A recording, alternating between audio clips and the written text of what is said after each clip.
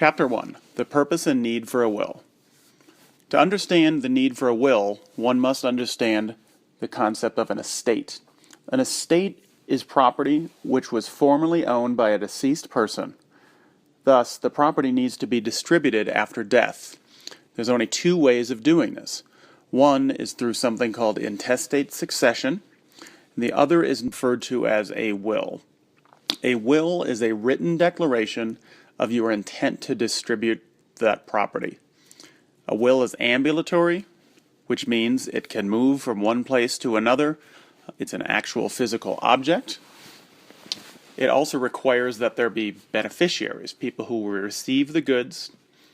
It must be executed according to the testator's jurisdiction, testator being the individual who created the document. And it also requires a probate to settle the estate. A probate is a court-supervised process to distribute.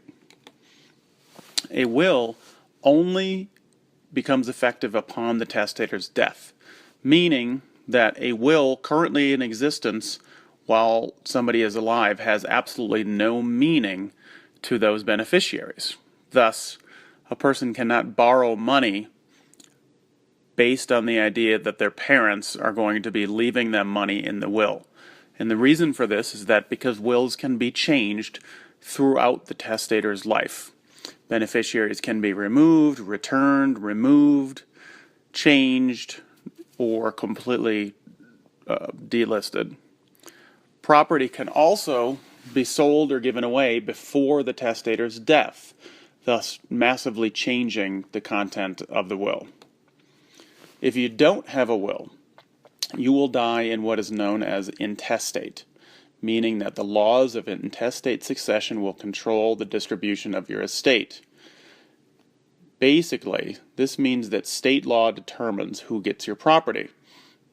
Historically, at common law, intestacy rules followed something called the rule of primogeniture, which essentially meant that the oldest son received all of the property and could distribute as he wished. Spouses had no right to receive property upon the death of their husband. Obviously, things have changed substantially, but the rules still follow that same concept. So, federal taxes, state taxes will also be determined by the state in which you are deceased. Also, if you pass away intestate, state law will control the guardianship of your minor children. A will can appoint a guardian over property to be used to benefit minor children if both parents are dead and a guardian for minor children. However, even in a will, you cannot designate who your children go to officially, because children are not property. So a will just state the intent of your wishes.